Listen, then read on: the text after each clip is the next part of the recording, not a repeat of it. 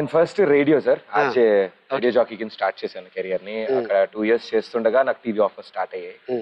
So ఆ టీవీలో shows చేయడం మొదలెట్టాను. అండ్ టీవీలో షోస్ కూడా కొంతమంది డైరెక్టర్స్ చూడడం, మూవీ డైరెక్టర్స్ వాళ్ళకు కూడా నచ్చి వాళ్ళ మూవీస్ లో ఆఫర్ ఇవ్వడం. నిజంగా మేము hard core fan of Trivikram Srinivasarao garu. So ఆయన మూవీలో ఛాన్స్ అంటే పిలిచి మరి ఇవ్వడం నాకు చాలా ఆనందం అనిపించింది. అండ్ కంటిన్యూస్లీ ఆయన బ్యాక్ టు బ్యాక్ 2 films లో నేను వర్క్ చేయడం. Like I felt so good. July చేశాను అండ్ ఇప్పుడు కళ్యాణ్ గారితో అత్తారింటికి దారి.